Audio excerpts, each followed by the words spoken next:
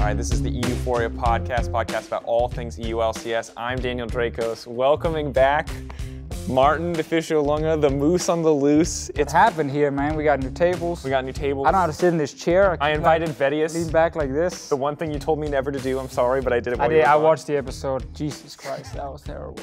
Right. Amazing was fine. Amazing did all right. It's now a video podcast if you're watching us on YouTube. Hello. If you're not, you're probably listening to us on iTunes or SoundCloud or wherever you get your podcasts. Our guests today are going to be Memento and Sencux. Our topics for the day are going to be top 5 junglers / mid laners in the EULCS, as well as updating our EULCS tier list, which oh my God, which if you remember from week 1, or if you can see currently, is pretty wrong, pretty horribly. We were super drunk. No, we were sober. That's the sad thing. We were especially sober. As one final note before we get our guests in here, bet updates. We beat the dive. EU was triumphant in Rift Rivals. They now have to make us a commercial, promo video. A promo video for our podcast. Azael had some really good ideas. I'm excited to see how it works out. Should be coming out soon. I don't know how long it's going to take him to make it, so I don't want to... Hopefully soon. Hopefully soon. The other thing is, I still lost to Ottawamne. We didn't forget about that. So I will be dressing up like a cheerleader for Splice on Saturday and attempting to do a cartwheel and also giving a cheer and cheering. I'll be on stage cheering Splice if broadcast lets me on stage. We're going to find out. I haven't asked yet. Yeah. What are you doing with the belly? I don't know. Are you showing it all? If there's belly in the cheerleader outfit we purchased, then I will be showing some belly. Quick reminder as well, Amazing has still not actually done what he's supposed to do after he lost to Vedius. He has to do a volleyball dance, he has to record it and upload it. He's currently on our wall of shame. You guys can't see it yet, but it's over there. Wall of shame.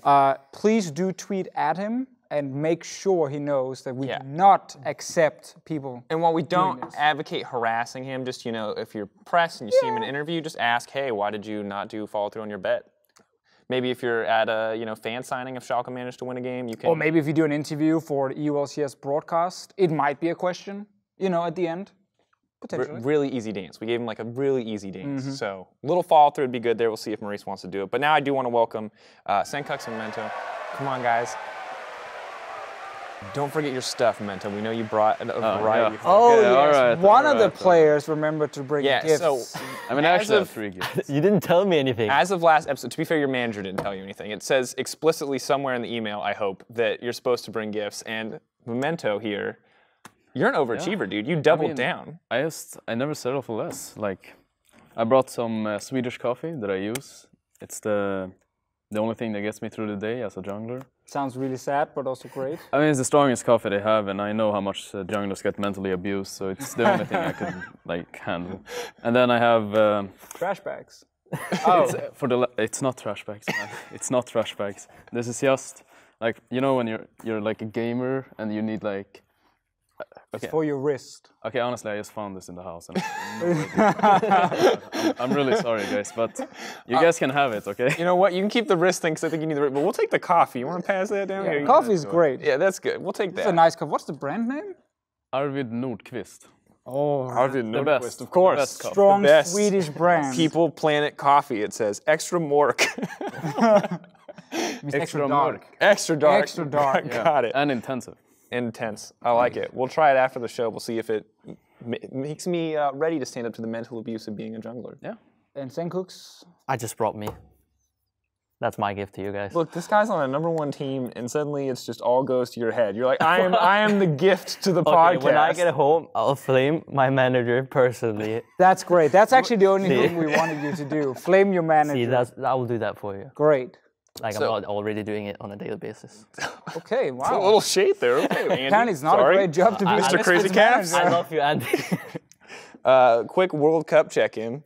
Denmark, Sweden. Yeah. They just had the easy bracket. I definitely think Sweden had the easier we bracket. Yeah, really? It's actually so obviously both teams got knocked out. Yeah. But it really hurts that Sweden actually managed to advance to the quarterfinal and Denmark did not. The fact that we were supposed to win, we controlled the game against Croatia for the second half, the first half. The second half we controlled. Our goalkeeper saves 3 penalties in the game, and we still managed to lose. is like the saddest thing in the world because we don't have a striker. We don't have anyone who can actually kick the ball. Not Bender. Like, where is he? Yeah, he's gone. When, he's not when even you there. Need him. So it's like actually the fact that we couldn't score just more. Really it kind of shows your country's strengths, right? The guy who gets to use his hands is good handball country. The people who have to use their feet, terrible. I guess, utter trash. Oh, I guess you have a point. Sweden did better though. Yeah, like yeah. I'm gonna, as you guys are too many Danes here, but good job. Thank you. Yeah, I mean, we got demolished against England, but I was watching that game with Freddie, and yeah, he was. I lost a bet. What kind of football fan is Freddie? He's like the most quiet guy in the world. Yeah, he's like the most chill guy ever. He just sits at the couch and he's like, yeah, they did a goal. Yeah. He doesn't he like go crazy? That's nice. And I'm just sitting there, I'm screaming. I'm like, what the hell are you doing, Sweden? Oh my God, I love. No, he's so chill, man. Are you sad Zlatan is not on the team?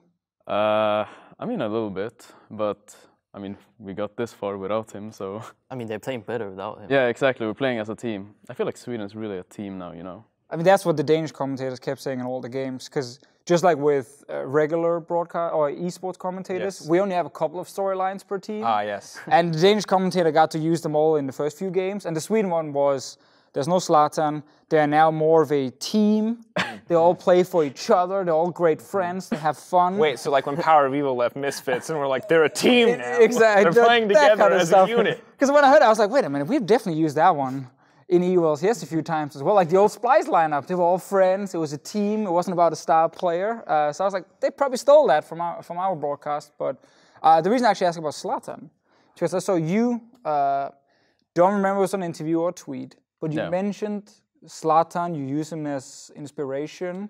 I mean, I don't really use him that much of inspiration. Oh, I just meant that I read his book, I Am Zlatan, while I was in off-season. And it really kind of inspired me, or like his view on life and how he always like, I mean, he just has kind of like a really nice personality, a really strong one that he really wants to achieve everything, He never settles for less. And that kind of motivated me to like, see things in his perspective. Dang, that's way better than I thought. We were just looking at like him as like a player on the field, but I didn't realize he had written a book and there was like more insight in the book. I mean, I recommend it honestly. Like, actually, I ordered it yesterday. Really, you did? Man, it fits together with all the guests now. Who inspires you? I don't know.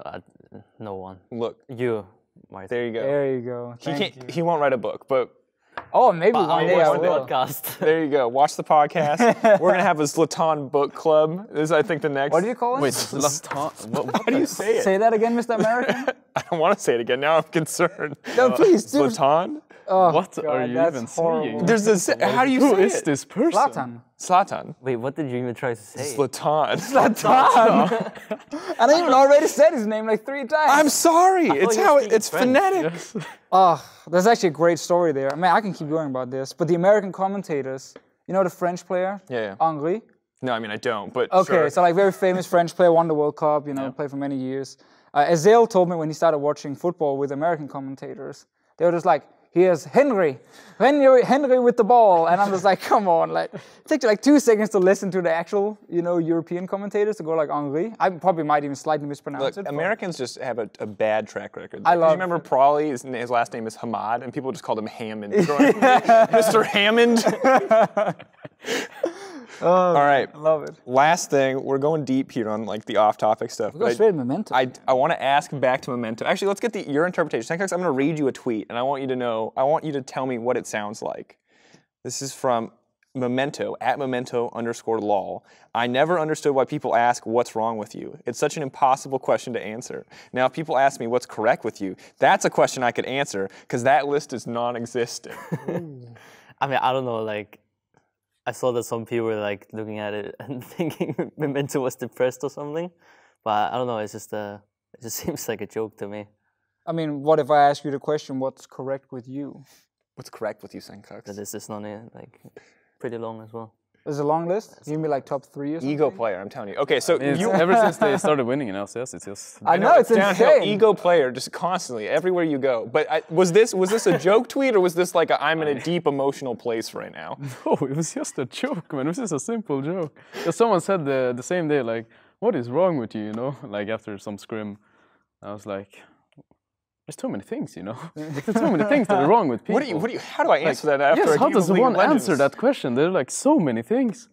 So I just thought about it. I was like, what is correct with you? Now that's a question we should be like. That's an equally difficult question, though. I don't. You feel kind of bad. I mean, you don't need to like pretend that you have so many things that's correct about you. Like we all know we're all failures in the end, you know. I mean, I guess, yeah. Wow, this became really deep, really fast. Let's talk about that only, about our lives. We're all failures in the end. Let's talk about the 5 people in mid lane and jungle that are the least failures. It's our top 5 mid jungle list. That was a terrible transition. I can see it in your eyes. I thought music was gonna play or something. You're like, din, din, din, din, din. Okay, so the first topic of the day is top 5 mid/junglers. So, gentlemen, we gave you paper. In theory, you wrote a list down. It's a pretty long list. I will show the list to the camera that Sencux wrote. It has nothing on it. I don't know. That must mean he doesn't think any player is worthy of his top 5. Absolutely not. Okay, well, since you've done no work at all, how are you doing, Memento? Let's start with top 5 junglers All right. in EU. What's your list? Run it Top through. of my head here. I went with number 1, Drakos. The Braum player? Because this guy can play Braum, he can play jungle, and he has the experience to be one of the best junglers, or no, the best jungler. Right. All right. Then here we go second, we got Maxlor. Agree. He's a pretty good guy, I would say. Don't boost his confidence too much. Okay. Why is he good? I think he's good because he understands the game like on a better level than all the other junglers. That's kind of how I rate junglers. If they know what the hell they're doing, then I know they're good. But if they have no idea and they're just like trying some cheese or just farming, then I don't really see them worthy of like being rated as a good jungler. I feel like Maxlor really shows that he knows what is he doing and playing towards his win condition. So that's why I like him. This is going to be a great episode because Memento can actually explain why he likes players, which is not just he's good or he's inting, and I'm like, great. Who are you flaming specifically? I mean, just in the past, Just say the name, man. we have had issues getting real explanations out of certain people, but Okay. carry on. Whatever, we'll figure out who he's flaming later, I guess. No, just in general, just in general. All right, so Jankos, All right. Memento, 3, 4, 5. Oh, Max. No, Jankos, Maxlor, 1 and Jankos, 2. Maxlor, sorry, I got Number my 1, Jankos. Then we have number 3. I was actually not sure about this. It's Xerxe and Broxa. So I'm not sure. It's a tie, kind of. But why I would rate Xerxe is because he seems to understand as well, like the game, and he knows where he has to be. Like a lot of times when I watch this guy's VODs, he seems to understand like when his top lane is getting doved, does he need to cover bot lane, does he need to, where does he need vision, what do they need to like succeed his laners. Like in the first week he was really horrible and never played around top and didn't know what to do, but he seemed to like come back to his old state where like in spring split, you know. So I'm curious on the subject of Xerxe because this is kind of always an interesting topic. Is like, do you think that even in the games where Splice is losing that you've seen, because I mean, there was a lot over Rift Rivals, that he's still like a really good contributing member, and then it's other reasons that the team is losing? Because it seems to me like there's always Say your line. Say your famous line. My famous line. This is the most inconsistent jungler, top jungler in EU that we've, I think, ever had. Because some splits, he's like a monster, and other splits, he's just invisible. I think he really struggles like internationally. I think he played as well when he was in Unicorns of Love and they played versus Flash Wolves. What was it, IM? IM. Yeah, and he has got completely out jungled. But I think like in EU he kind of sucks in the beginning, and then he just becomes like power mode like throughout the. It's like, okay, I can put it like this: in off season, this guy is like, doesn't play League. He just like chills and just forgets everything, Then he comes back and scrims. He's like, yeah, what am I doing? I'm clueless. I'm a pro player. Oh yeah, right, man. And then he just like, forgets everything. Then he just relearns everything. Then it's like, wait, I'm actually a pretty decent player, after he learns everything again.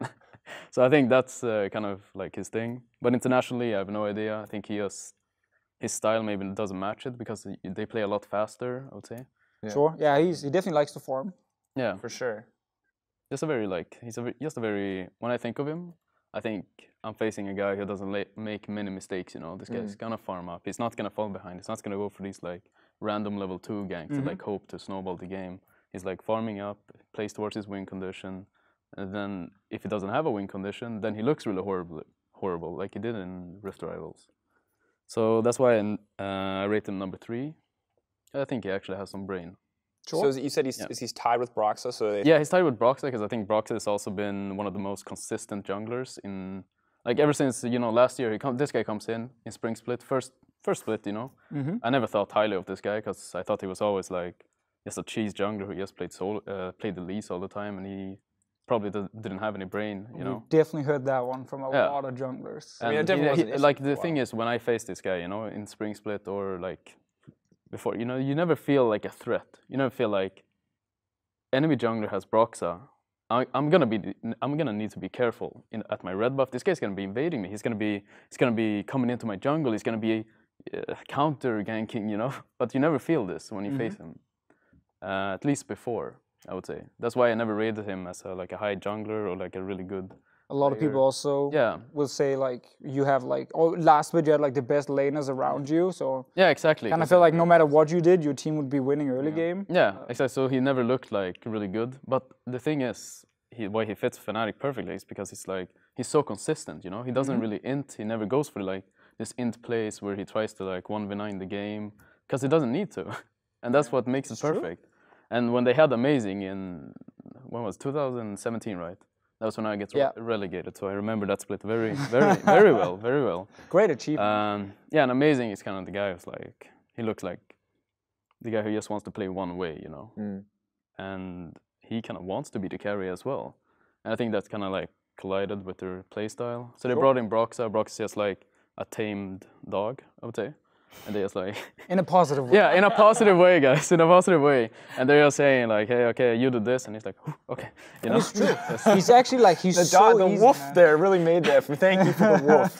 He's really easy to like, whenever you talk to him as well, like he's so down to earth. It's never the whole like, you know, he doesn't seem emotional. He seems to just always follow what the team needs him to do. I actually like, I've been high on Broxa and I was down on Broxa, but I'm kind of back on the Broxa hype train. On the Broxa hype train, but I really want to see him on a different team before I fully want to commit to saying he's like the best jungler or something. Because I just want to see what happens if you put him on Rocket right now and you put you on Fnatic. Do you just instantly look like the best jungler? You know, and does he look like the worst, or what happens? Yeah, I mean that's really hard to say because you don't really know. Like if my playstyle is kind of nice, like fits with Fnatic, you know. Because I like to take more resources, try. Well, play more as a, I don't know how to say it. Carry. Yeah, kind of. Like, I like to be a carry, you know. I like to go for these risky plays, but maybe it's not good for like another team. So I think he just fits perfectly for Fnatic. And so who's left on the list then? That's my question. Well, it's the one and only DJ Oko. DJ Oko? Interesting. DJ Oko is he number 5? So he's number 5. He's number 5. So 4 and 3 we got the Brox and so like a tie, you're not rating them as... No, I'm not rating them.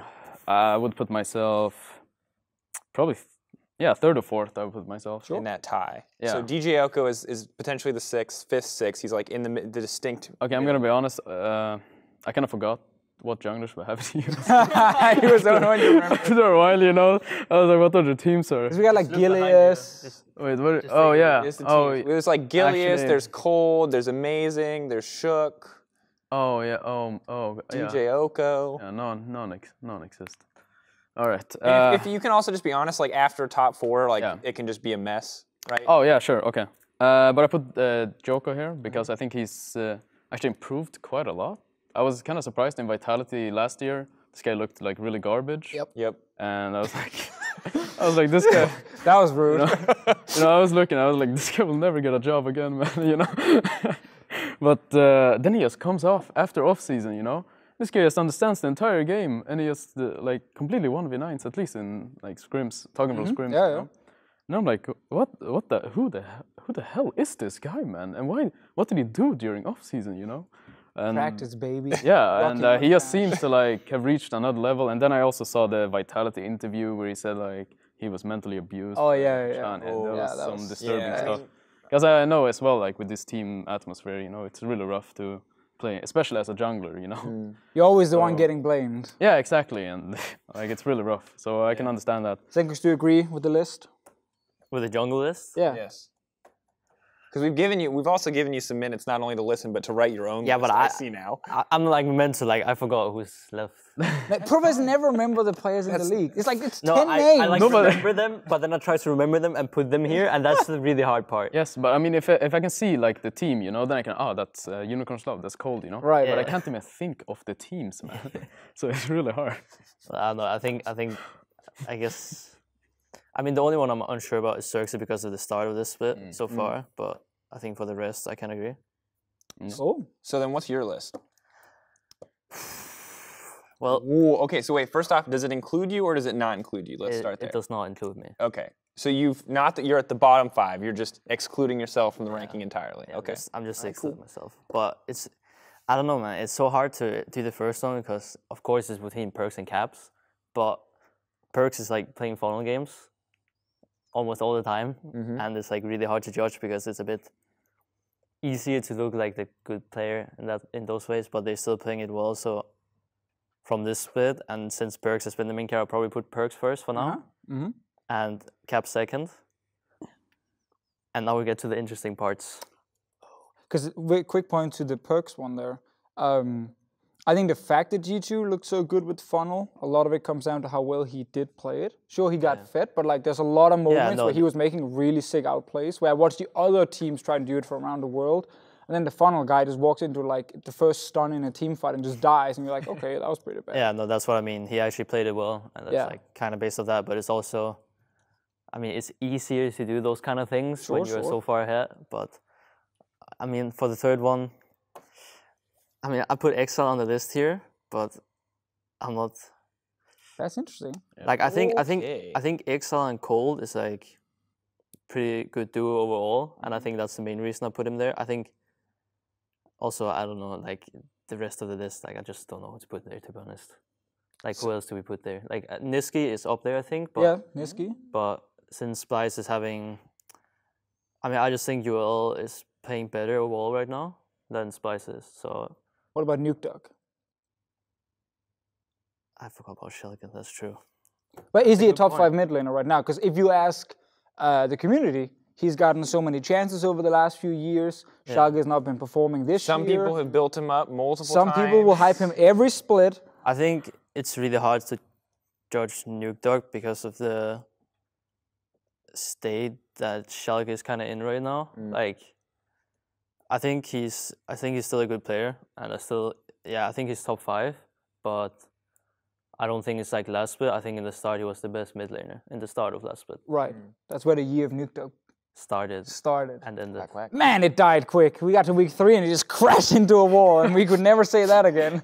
Yeah, but I think I'll put Perks, Caps, Exile, Niski, and then Nuke Duck. All right, we got a list. The Exile one is really interesting. Like, what is he actually doing better? Because in the past, mid laners used to always Perks, put him. Caps, Exile, Niski, Nuke Duck. I mean, this is like basically based off like 5 weeks of scrim and LCS, or 5-6 weeks of scrims and LCS. But I don't know. I just think him and Cole play better together than most of the other duos, and it's harder to play against them than a lot of the other teams. And I think right now it's not always.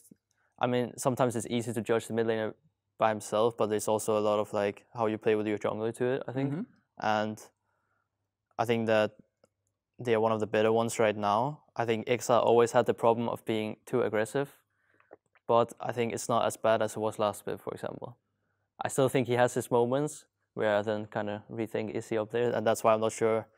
I mean, 3 and 4 is kind of like this one. It could be Niski or Exile. Dude, just the fact we have him there is a huge change from the last couple of years. I'm curious, well, because he's been so, I mean, down mostly. Yeah, right? He has 1 or 2 standout games. He had that one really great season. But, I mean, Memento for you, you're playing Unicorns Love this week. Is that like, are you thinking a lot about how you're going to tackle that jungle mid duo? Because I think it's pretty much everyone can see that the Unicorns Love strategy is play around mid. Like, you know that entire team is going to show up in the mid lane. I mean, I definitely think Cold and Exile are like a really good, duo. But I don't think they're like the reason why Exile can actually play aggressive. I think it's more Totoro coming from bot lane was actually enabling them, because it's a lot about like support now, how well they can roam to mid lane and help their mid laner. But so I'm not really too threatened about Cold or Exile. I don't think they're that outstanding. Yeah, we also got to say that the gap from 2 to 3, 4, 5 is Sure. a bit bigger than it's been for a while, I think. It's very clearly a battle between two players. Here's my question. The battle for first, right, between those two players, are you in that battle if we add you to this list? Or are you're in that battle? You think you're in top 3 right now? Yeah. That's cool, because I think that's the kind of confidence that we would not have expected coming into this season. I will also politely disagree with you. That's fine. Even though you guys are 6-0, and I think you are playing a lot better this split. So I think that's great. We will see by the end of the split. Yeah, that's Will we great. have another talk? Prove me wrong, baby. We bring you back for playoffs when you're in that final. And look, and we can follow up later when we do the tier list update, talk a little bit more about mid-lane specific matchups, get you in there. Good list, though. Interesting stuff. Exile number 3, dude. That's hype for I me. respect Number that. 3 and 4. Number 3 and 4. That doesn't mean fine. fine. He's in top The 5. same way matter, that man. Xerxes Yeah, being he's in number top 5, 3/4. baby. It's cool. Top 5 Exile. That's hype. Next up, gentlemen, it's time for something to break the game, something a little more, well, honestly, totally BS. It's called Would You Rather. Jack pointed out on EUphoria. But he ruined it. Did he basically said this or it's kind of this or that? It's kind of this or that, but we're gonna call it better. Yeah, this is the better version. This is a better version of this or that because we get to be more controversial. All right, guys, let's say you're playing at Rift Rivals, right? Here's the situation. You can go 3-0 in group stage, but you int your region in the finals.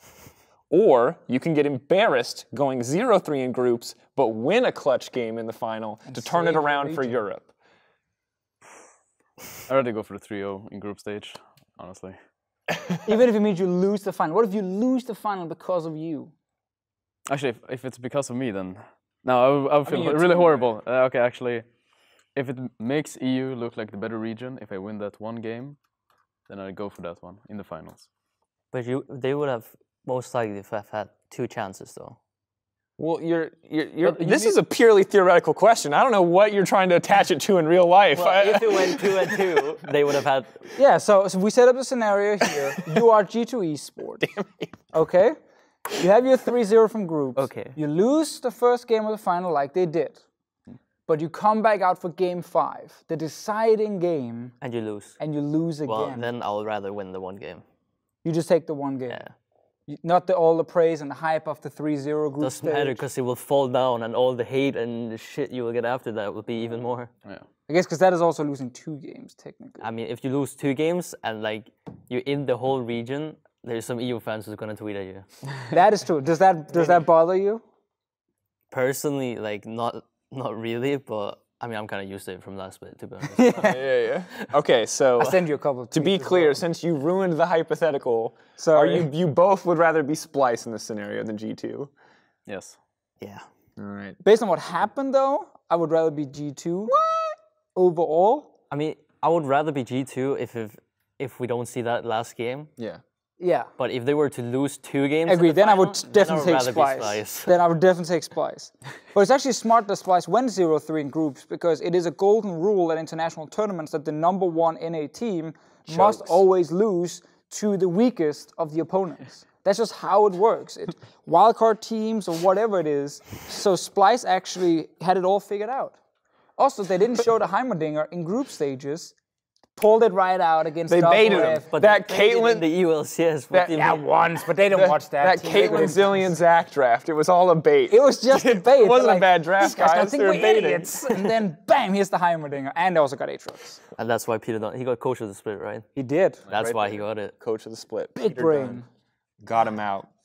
All right, guys, next one. As an individual player, would you rather have 1 God tier split every year and 1 terrible split every year, or 2 average splits? That's actually a hard one. Yeah. I mean, for me, for some reason, every spring split is always way worse for me than my summer. And summer is generally more important because Worlds comes after. So if it's in that order, I'd rather be bad in spring and good in summer. Would you say the same? I would say the same. Because I remember Wonder, he was really garbage in his first spring split, no?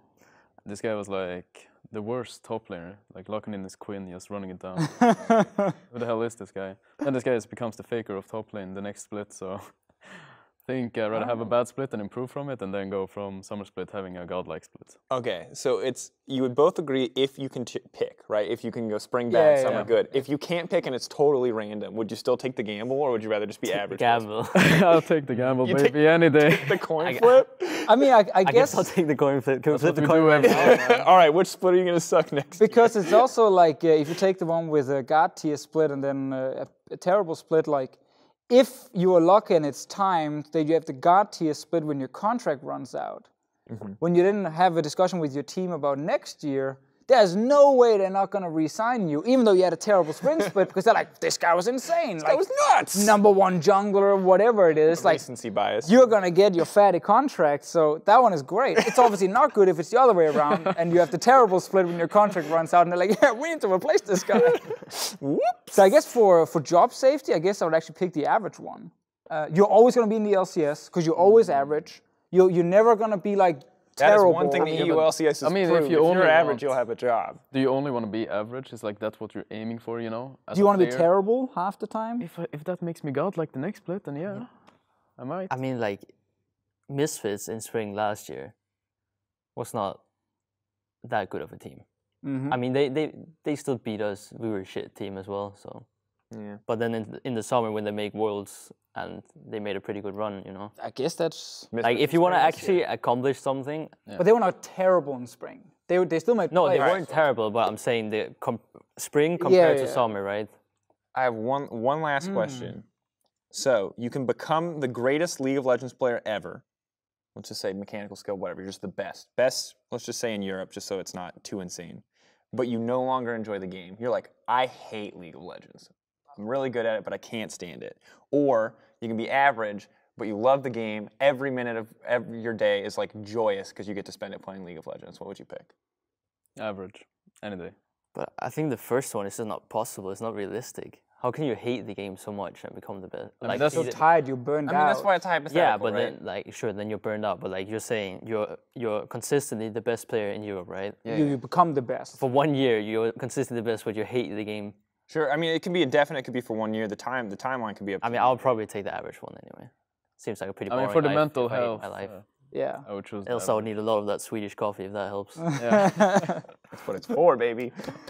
I don't know. That's actually a great question. Because that's the thing is, it's just like for me, it's always interesting to hear how much people are willing to like sacrifice to be the best, right? And like mental health seems really important to me, but also I wonder if there are people in the LCS who'd be like, screw it, I'll be the best. Like I don't care. All Yeah, that because matters I to me is mean, winning. we just had a discussion before about you must want to be the best. Yeah. The God tier split and a bad split. Like, if for 1 year you hate the game, but you practice so much that you become the best player in the world, I would probably pick that. And then you obviously would be forced to probably quit the game for your own mental health or something after, or at least practice way less and then become way worse. But just having achieved being the greatest player, like, that's with you for your entire life. If you're just an average player, you play for a couple of years, like, Yeah, I but don't This know. doesn't seem very realistic. I mean, though. yeah, exactly. And I mean, yeah, you could look back at it and be like, yeah, I was a godlike player, but I hated the game. Yeah, I guess Yeah, if you would hate you life, regret it? No, Like, but it's 'cause not if you only you couldn't- hated the game; it's that you hated your life. Yes, Because exactly. your your life is the game, yeah. right? You're spending the whole day in a gaming house playing the game. Yeah, for 4 months or how long it is. And you just sit there every single day, same thing, and you hate That's it. true. I couldn't do it. Like I think that part of me, being the greedy, ambitious kind of person I am, would want to pick that. But I think realistically, knowing who I am as a person, there's no way I would survive a year doing something that I hated. I would break like a month in. That's fair. All right. Fair. Very deep questions. Yeah. So last time they were really BS, but I couldn't think of any really BS one other than the first one. So sorry, we got a little a little emotional there. And we're learning a lot about personalities, and we now know that these two guys value enjoying what they're doing, which is more. honestly, Which is honestly pretty good to normal. hear. But how is it realistic that the best player for 1 year, not just one split, but one whole year? Because you're just grinding. You're grinding. But I don't Let's see just how say, that's like, you have possible. like unfathomable willpower, right? Like you have insane willpower and discipline, and despite the fact that you hate it, you do have the discipline to get up every day and keep doing it. I guarantee you there are people in sports or other things who are doing exactly that. I mean, Where they drive to be the best, and obviously the fact that whatever is at the end of that is probably super great in terms of money and fame and achievements and all that kind of stuff, just drives them towards a goal enough that they grind it so much they absolutely hate it. But if they get to the end, it's worth it. Like, there's for sure people like that. With that, like, as long as you think the end is worth it, then I might go with... That's the question. If the end is worth it, yeah. If the end is worth it, I would go with the first one, yeah. The grinding. No, but it's kind of like right now, no? You still have the chance to be the best, and you could like sit all day and play solo queue. You could watch all the LCK about and just not value your free time and just work even harder, you know? Yeah. But there's also, I mean, like the one thing that is like good that makes me optimistic is that like this doesn't have to be the situation. Like you could pursue being the best without having to hate your life, right? You could do it in a way that's healthy for you, good for your team, good for the people around you. Right? You can tell me that the guy who is miserable and grinds 5 more hours a day might get there a little bit faster, for sure. But I don't believe that like the only way to become the best in League of Legends is to absolutely hate your life and do literally nothing else. I mean, there's the whole thing as well now where more professional coaches are getting into the scene, and people are learning that if you play 15 hours a day, you might actually not gain a lot of value from the last 5 hours. You could just be sitting like a zombie playing to play and don't actually learn anything. And it probably was better for you to stop after the 10 hours and go do something completely different. So maybe the non-stop grind of I hate my life, everything is horrible, is actually not even the way to do it. Definitely that's something we're going to see more of in the future as well. That's good to hear. I think mental health is important. And we actually have a Twitter question for later to talk about mental health and the kind of the coaching that surrounds that these days. But for now, our next topic, EU LCS tier list. I'm going to go grab it. Oh, the big one? Yeah, so as a reminder to everyone watching, our tier list was wrong. Hilariously wrong, I would go as far as to say. It was correct a week before LCS started. Yeah, until there were no results. So I will say one thing before you get to introduce the list. Misfits, we put them in B tier. At Max Lore's request. Exactly, we did it with a Misfits player on the podcast. It just sounds like an excuse. He said Joker tier? Put me Joker tier because I have no clue how we're going to play. And then you guys are 6-0. How bad is he at the game? So he doesn't realize you guys are good. Let me remind everybody. So S tier Fnatic at the start of the season. A tier was Splice and G2. B tier was Misfits, Vitality, H2K. C tier was Schalke and Rockhat. D tier was Giants and Unicorns of Love. So let's make a quick change. What's the quick change? Let's definitely put H2K in D tier. Okay. Yeah. So here's the thing I want to get out of the way is like, I think there's a lot of teams here where it's pretty much the TLDR is they're not good right now. And I want to get them out of the way because I don't want to spend too much time talking about these guys who are struggling at the bottom. I don't want to play like, let's figure out how they can turn it around, guys. Yeah. Like we play that game every week on the LCS. Like you don't need to do that with us. So Giants and H2K, only D tier teams? I don't even know if I would put Giants there if H2K is there. Yeah, I was going to ask you guys that. Like, move this down. No flame to H2K, but man, when we played them... Like, we'll leave Unicorns of Love there for now. We're going to probably move them. All right, keep going. I don't know. All right, so you're saying when you played H2K, it was... It was interesting for the viewers. Are you putting emphasis on the INT? It was fun to play. I watched the game. Yeah. It was over at like 4 or 5 minutes. Yeah, about 5, I think. When Maxlow went top lane. And bot lane died 2v2 as well. Bot lane died 2v2 to a binding. And then Maxlow went top, E-flash on a Darius, killed the Darius, plus shook right after. Then it was 3-0 Misfits. And they had basically all 3 lanes pushing and winning. The game was over.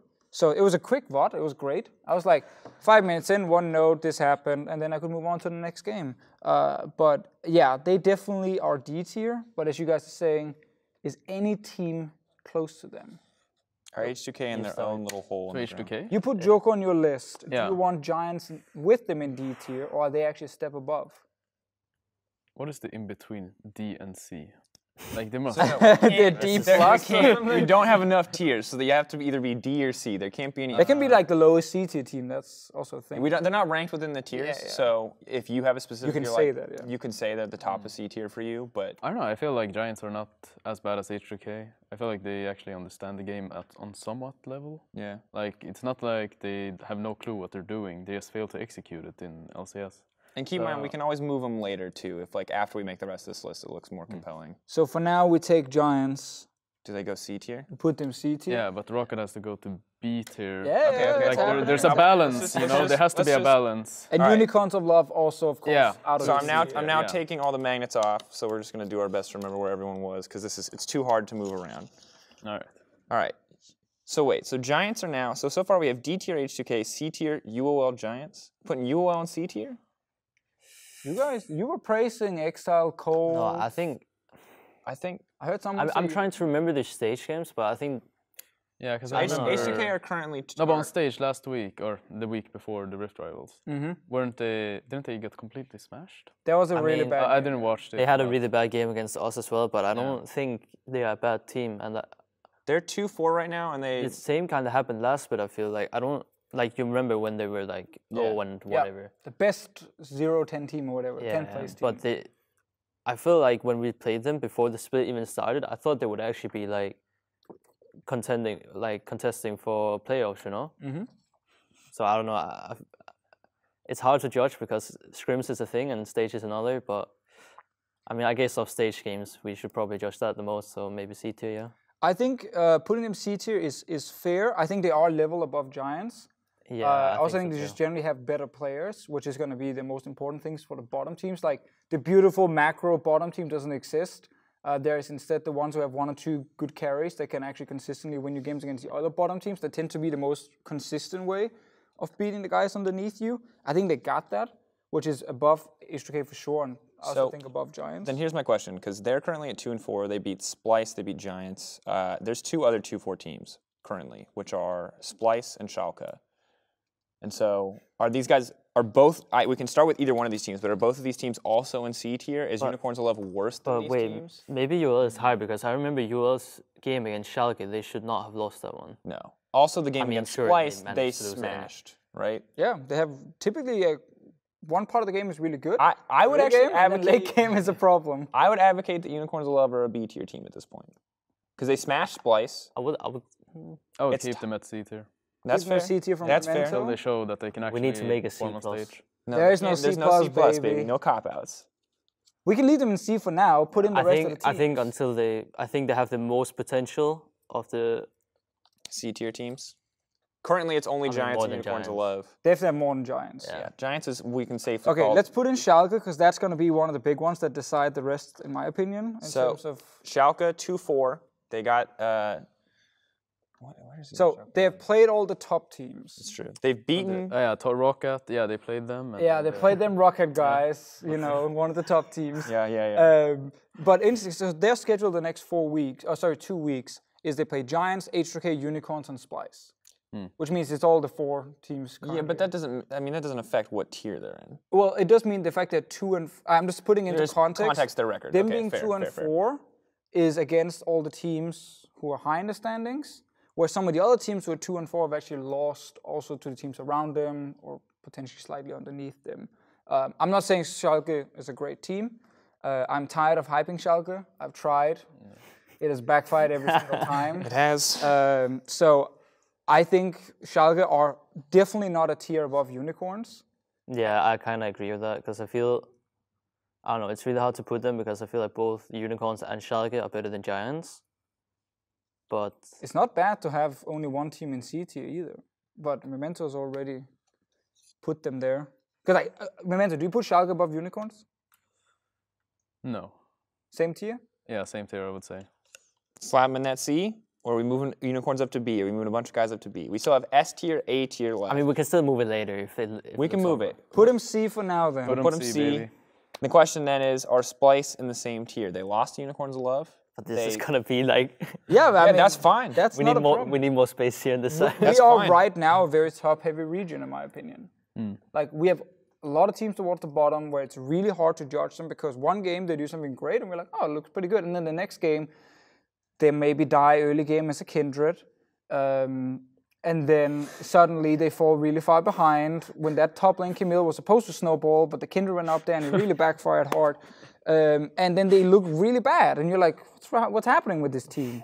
I don't know who could potentially do that, but it gets really difficult. So we put 4 teams on the board so far. So Schalke, Giants, Unicorn C. We have D, H2K, but we have 6 teams left. Splice, Roccat, G2, Misfits, Vitality, and Fnatic. Who's next? Who do you want to put up there next? Save the top teams, I guess, just so we're doing. So where do we put Splice? Do we put them with the rest?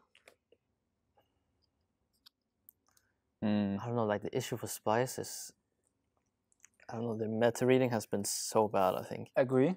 And the meta is still here, baby. It was. They've had a month to read the book, dude. They showed that they could play Heimer in a bot lane. Maybe they've adapted. Yeah, but then again, the NA teams were quite. They had no clue what to do against. Yeah. That will not be as effective in Europe. I think Splice will sit with the rest. I think. I don't know. Like I feel like I said this for every team, but they have like more potential. But because of last bit, they have like good players, but just the way they're drafting just doesn't make sense, and they have. I don't know. All their games has just looked really bad. C tier. Splice? For now, at least. Memento. Yeah, put him on C. Put him on C, baby. That's a fatty C tier we got there. It's a fatty C tier. Where do we put the great Team Rocket? I mean, I don't think I can put. I think you should start, to be honest. I should start. Make your argument. Where do you think you guys belong and why? How about that? Let's do it that way. I don't know, it's so hard because, some games on stage, we show that, like, hey, we know exactly what the hell we're doing. We can smash anyone, right? Then the other game, we play Hecarim and, right down the river and run it down. I think we're just really inconsistent, I'd say.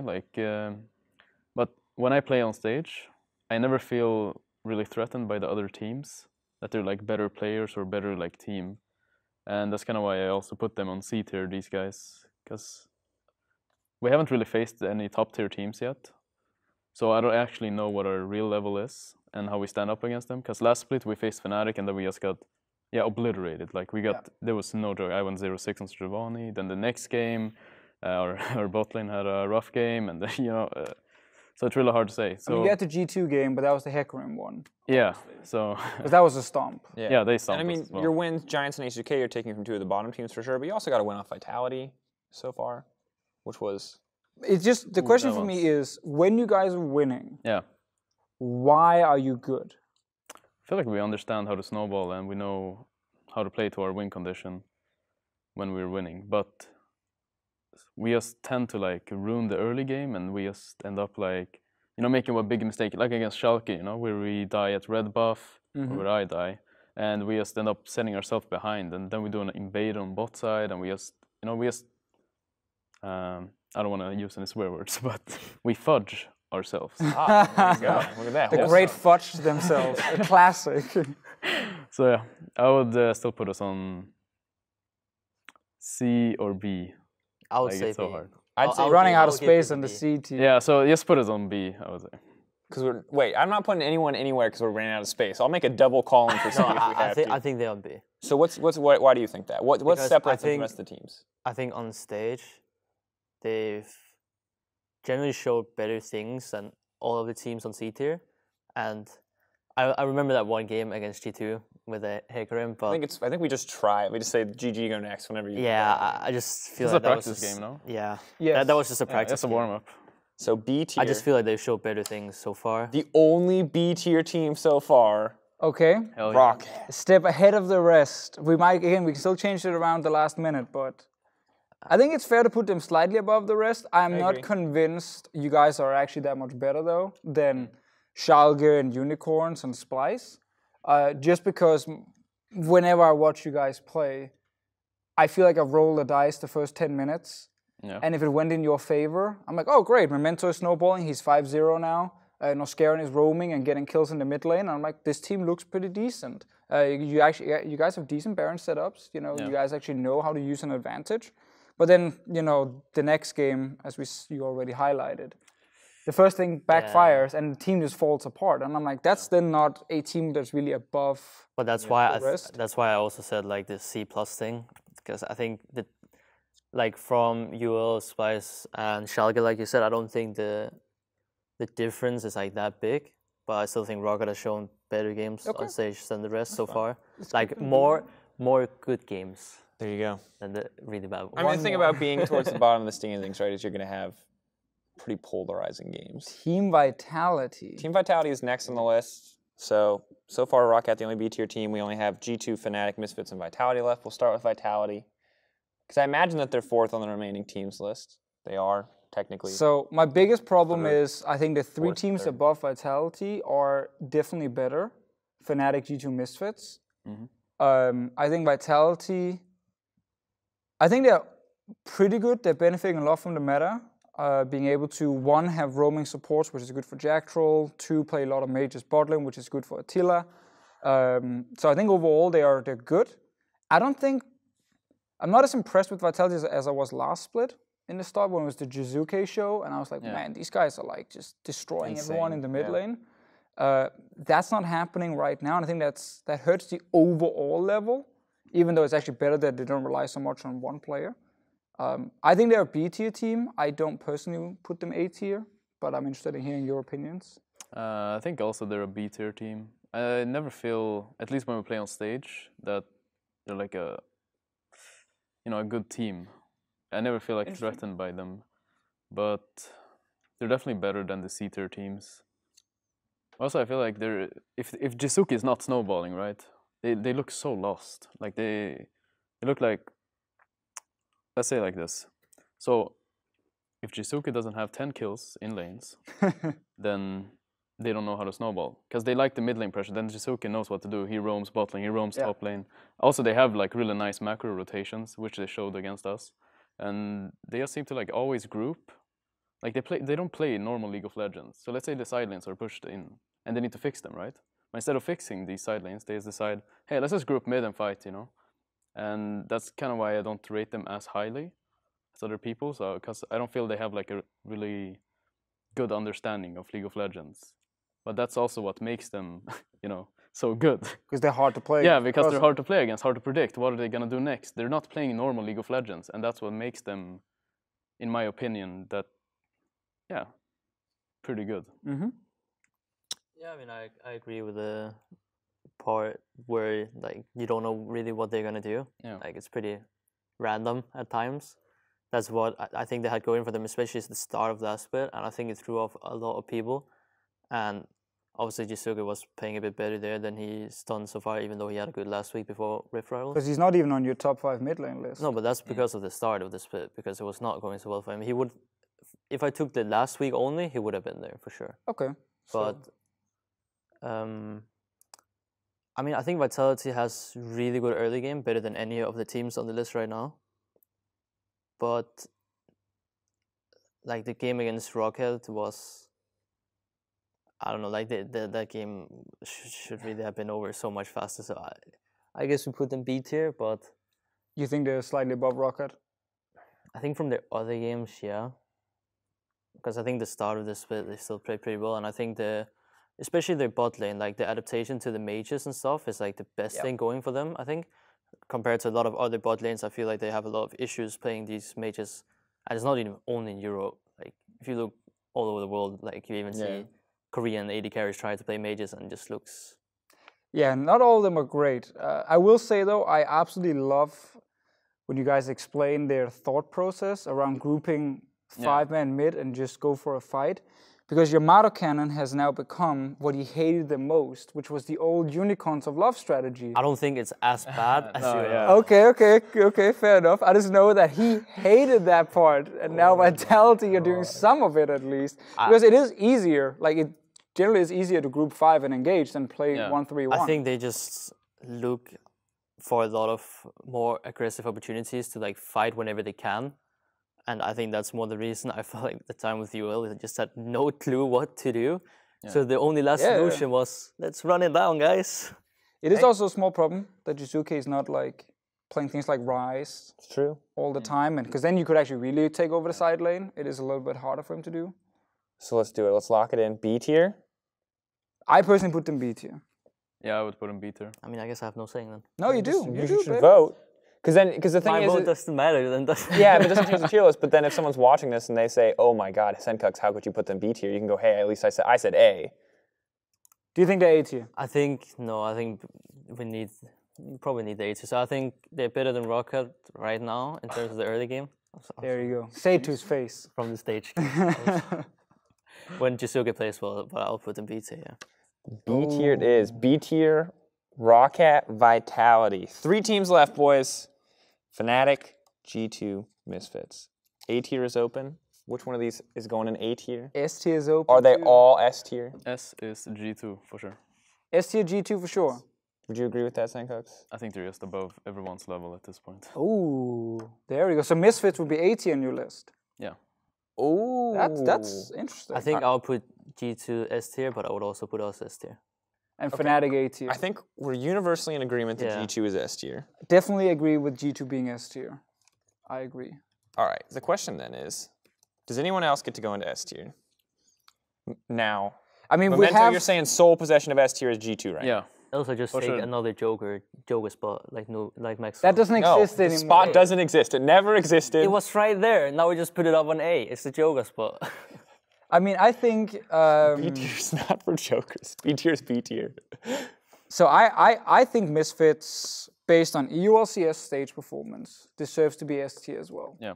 I think, actually, you said with Vitality they have the best early game of the current teams we had on. I think Misfits have an even better early game than Vitality.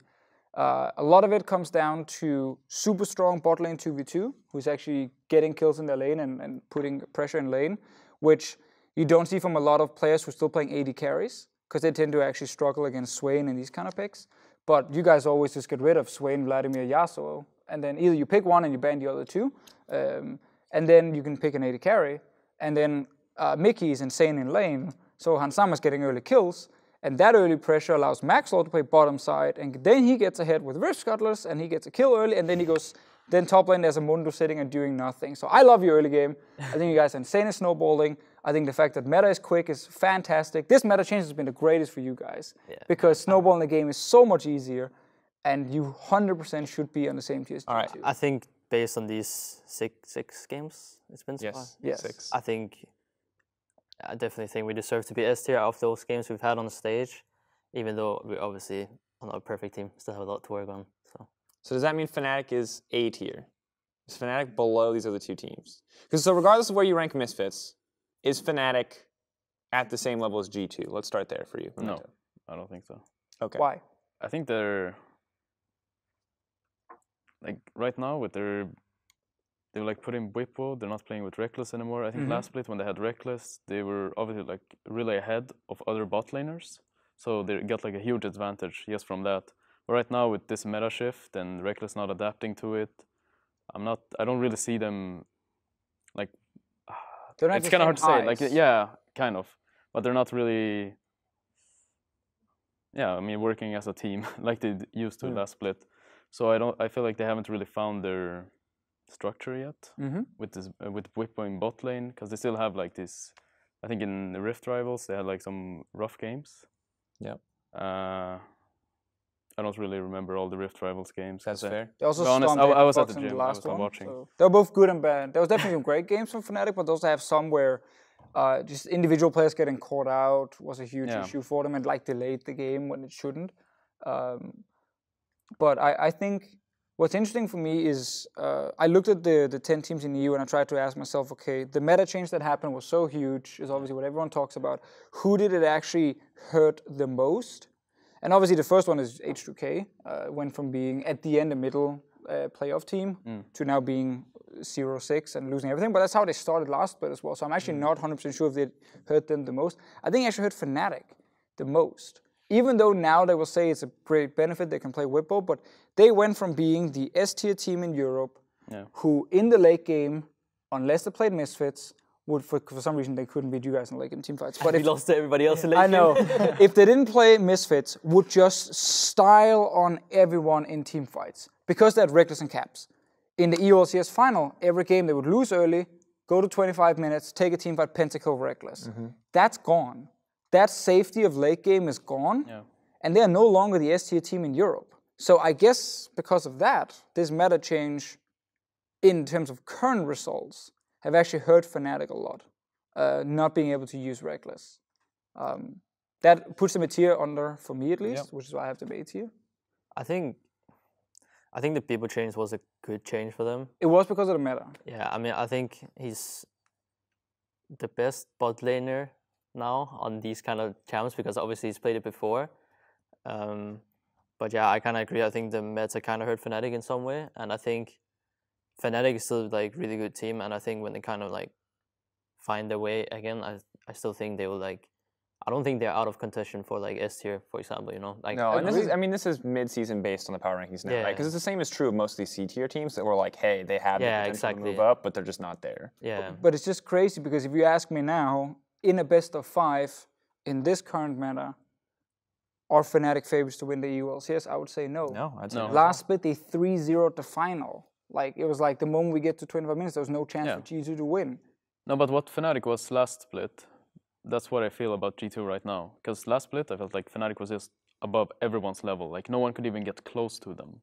Because there is such a huge gap in the bot lane. So here's the reason why that's an especially important statement is because this week, our match of the week, Game 5, I believe, is G2 versus Misfits. That's kind of why I didn't put them as well, Misfits on S tier. Oh, you want to see the game first? first? Yes, I want to see the game first. Like, I want to see how they match up against G2, another strong team.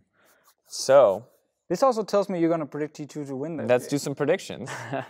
Who's going to win? Let's Memento. So do you think right now that G2 are the favorites for that one? Yes. Well, I can't really say G2, can I? Yeah, no, you can't. I mean, that's why you're here. You're looking at me like I have a choice. But I'm looking at you with this grin because I know you don't. So you're going Misfits. I guess I am. I feel like this could make a great 2 versus 2 bet. We've had a lot of those in the past. Oh, man. A 2 versus There's a dog costume over there for a reason with Oda Amne and myself. There was Jizuke singing the EUphoria song with I sang that with Drakos. him. That's a great one. Wait, but then the question is, Martin, who are you rooting for? I think Misfits will win. Ooh. I'll take G2 with Memento. I'm not afraid. I'll throw down. I'm already dressing up like a cheerleader this week. I can't go any further down than I already am. Okay. So we got 2 people, Sencux and myself, on Misfits. We have you and Memento on G2 Esports for who's the #1 team in Europe. And the question of does Misfits deserve to be in the same tier as G2 Esports? That's the most important thing. That's what you're playing for, obviously. This bad boy right here. Yeah, definitely. The EUphoria tier list. Yeah. That game's gonna be insane. We even gonna trycast it. We never trycast anything. We do trycast it. So before we figure out a bet for this, let me just remind everyone. So D tier H2K, C tier is Unicorns of Love, Giants, Schalke, and Splice. B tier is Rockhat, Vitality. A tier is Fnatic, and dueling currently for S tier, which would probably change if we updated it next week depending on the results, is G2 and Misfits. I'll put this back. But now we gotta talk stakes, my friends. Oh, baby. So That's spicy. The fun part. Something needs to go on that wall. That's for sure. yeah, we need something spicy. Do we could have apology videos. We haven't done an apology video in a while. We could do, because the issue is it's not Memento versus Sync. So like, it doesn't feel as personal, right? If you and I have to apologize that we were wrong about Misfits, it's not a big deal. If you have to apologize that you're wrong about G2, that's like, that's tough. This one slightly sucks for you because you're American, but I think the apology video, we take that, but the loser has to do, so if Memento lose this bet, we will get him a full Danish suit, like either a onesie or something, just like pure Danish. And he will make the video in that, apologizing to Sencux and myself for not believing in Misfits. And of course apologizing and admitting that Denmark is the greatest country. And you can join him there. I know you're American, but for this one you can be Swedish.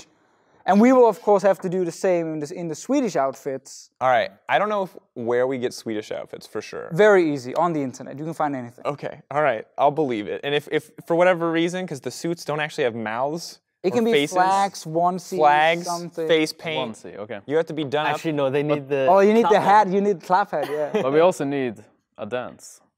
You want to dance to the video? I want the apology. Yes, and then yes. You have to do the dance, you know, after apology. What kind of dance do you want?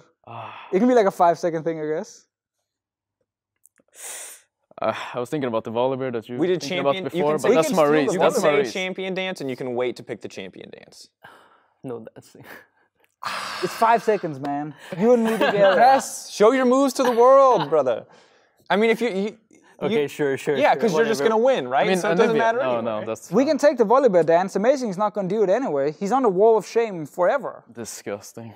Do you want to grab it from him, steal that No, from we him? can pick a champion later. Save the champion, because there's great dances in League of Legends. We can get the viewers or listeners to maybe come up with champion listeners dance get to videos. vote for the dance. They get to vote for the dance. Yeah, I'm down. That's good. All right, Great Okay. brand. so G2 wins. Yes. Sencux and myself grab some Swedish outfits. Full Swedish outfits. We'll make a video apologizing to Memento and you and G2 Esports. And G2 Esports. For not believing. And of course, saying that Sweden is the best. The best. Yes. And we will then do 5 seconds of whatever the champion dances that Twitter wants. Yes. That Twitter wants. And the other way around, Misfits win. Danish outfits for you guys. The American is in. Why not? All right, I think that's great. All right. And we need pictures, of course, that goes on the wall. Yeah, and you have to record the dance. And as a rule, understandably, if you've had a rough game day, you don't have to do it this weekend, but you have to do it before. Yeah, you do during the week. During the week, before like next week's LCS. I mean, we have to do it in the studio, basically. Yeah, so just, I mean, ideally, if after Friday, do it on Saturday. Let's just say we do it on Saturday. Hopefully everyone's in a good Or mood. we do it on the next Friday before the show. Sure. Can't live with that. We give it a week deadline, as we've learned from our wall of shame friend over there, Maurice, Amazing Stuckenschneider. And we know it's going to happen. You need to put deadlines on things, or you have to put people on the wall of shame. It will for sure happen because we are both in it. And we have a producer who will hunt us down if it's not getting done. His name is Phil. He's great. His name's Phil, yeah. He's very aggressive. So it will for sure happen. I will hope, I don't know what I will, but I really hope that both me and Sencux do not have to admit I hope so too. we are the inferior Scandinavian country. I have no horse in this, but I will find it funny to make you both admit that, because I know the rivalry is strong between your two countries. Okay, so Twitter questions. We've gone a little long, so we only have time for one today. But I want to get one from Mr. Bactos, at BactosFR. Now, I'm going to tell you his original question, but I'm going to change it slightly because I find the version that I'm going to give you funnier. All right, as a mid laner, how does Sencux see the actual meta, and what are his thoughts about great players like Rekkles related to the bench? Balance issue or diva drama? I'm going to change this. Rekkles, balance issue with League of Legends, or is he being a diva? Think about it. I'm going to have both you answer, but I'm going to put a little pressure on you. All right. What kind of pressure? Oh my god. This is very different Not the like video, this. by the way. You have to say it to his face. We have a giant Rekkles cutout, by the way. So, why do you even have that? So the Why not? theory is that every episode Rekkles comes on, viewership goes up a little bit. So we thought we'd permanently add him to the set, but we're revealing him like this. Yeah, he doesn't have he doesn't have the bottom part of his legs. Don't lie. When you go home, you take him with you, put him on the side of the bed. Oh yes. That's true. Yes, that's true. He's actually on my ceiling. But it's like he's looking into my soul. Good. Yeah. This is So, what does he say, Memento? Is this a balance issue holding Rekkles back, or is he being a diva? I think a little bit of both. A little bit of both. You're gonna have to explain, bud. I think it's just like, yes, the meta shifted in the wrong direction for him, but you know, you're a pro player and you should adapt to the meta no matter what it is. So I think in that sense he's kind of being a diva, but also I can understand his kind of point of view that he can't really adapt to these kind of mages and stuff. But I think there's no excuse to not adapting. So Small piece of I like context, based on the interview he did with Travis, he said that the reason originally he didn't start practicing the new picks was because he thought within like a patch or two, Riot would regret the decision completely, change everything back to standard. Even though after the big patch they actually released the whole thing with mages, Riot made it very clear that this is on purpose. This was not a, whoops, we messed up everything, whoa, 80 carries, that doesn't work anymore. It was more like, no, actually, this is the one role that has, since Season 2, basically, only had really 80 carries in it. Every other player, good old Sencux here in the middle here, he needs to play Lulu. Then the next game he has to play Ryze. Now he's playing Yasuo. Like he's in played. a rally game too, where he popped up, right? There's been, you know, bruisers, assassins, supports, tanks. Even ADs. Even AD carries you had to play. Even now you can play them. So AD carry is the only role where you were never forced to actually pivot out of it. So obviously he thought it was going to get changed back, but. So as long as you're given this context, what do you think? Do you think it's is this diva drama or a balance issue? I don't think it's a balance issue at all, because I see, he obviously talked a lot about this as well, but I see a lot of AD carries around the world, even against the best teams in the world, still play AD carries and make it work either in funnel comms or in traditional 2v2 lanes. If you watch the Rift Rivals over in Asia, where LPL won, in a lot of those games, you have AD carries being picked, and that is for sure against the best teams in the world, and not just against bad, dumb teams, which means that there are still a bunch of AD carries that can and should be played. But also Hansama. And Simon's doing it in Europe every game, obviously. So I think he's wrong in saying that you can't play AD carries. That is the diva part of it, I guess. Even though you can then argue for are they the best or not. I just want you to say diva drama. Just say Rekkles this is diva drama. I think he adapted way too late, which is a problem for him, and I think he's too negative on AD carries. It's hard, I know. He's staring into your soul. Yeah, it really is. Emotional. It's really disturbing, actually. Yeah, it's really... Like, I'm glad we added this because this is really weird and I love having weird stuff on our set, but this is... We have a second one where he's shirtless. Do you prefer that one? We actually, we're going to make him... We went to Anime Expo, we made him into a body pillow. Well, I think right now it's definitely a better option for Fnatic to put in people. I think it makes it... Because I've seen AD carry try to adapt to other champs. Like, put him back here. Yeah, solo queue's been horrible. It's really painful to watch. Yeah. The only AD I think that is actually done well on these kind of majors and stuff is Viper. I mean, Yana, Attila. But not on as many different champions. Oh, like okay. The Viper guy from Griffin, he plays like Bruisers, he played GP as well, I think, and stuff, and he's actually like really big champ pool, where I think the issues for most ADs, like Rekkles, is that they've played AD now for 8 years or whatever, and they've never really learned to practice anything else. So I think I understand the decision, and I actually think it's really good for them. I agree. So I wouldn't say that's a diva issue.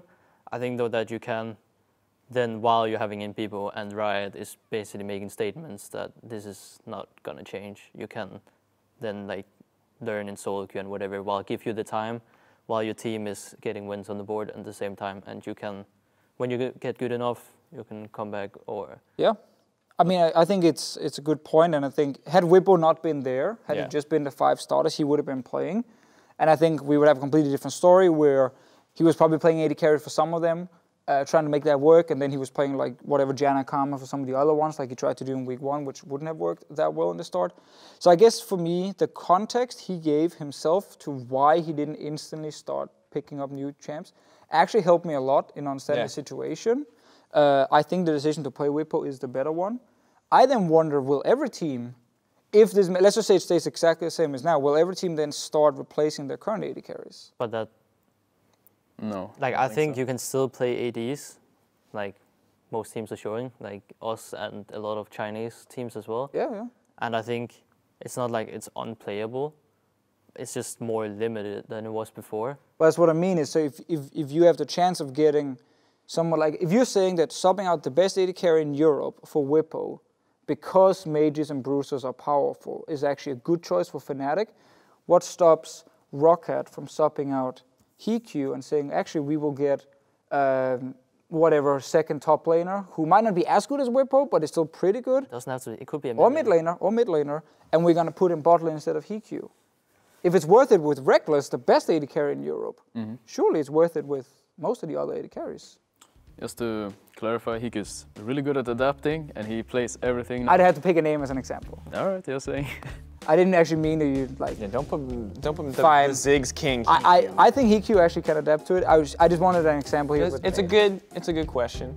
Just trying to find out to see. But let's have him think on it because we're out of time today. We're out of time. So from myself, from our giant poster of Rekkles that I'm thoroughly excited about, that I won't take home or offer to let you guys take home. Dirty boys, don't think about that. So from Rekkles, myself, Deficio, and both of you gentlemen as well, thank you for joining us. This has been, I guess we'll call it episode 4. We'll count the Dive-Foria as like a separate thing. Yeah, that was a special thing. So this is episode 4, the return of Deficio, maybe we'll call it. Soon the return of Rekkles, I miss him. Rekkles joins the family. So thanks everybody for watching. That's been EUphoria episode 4. We'll see you guys next time.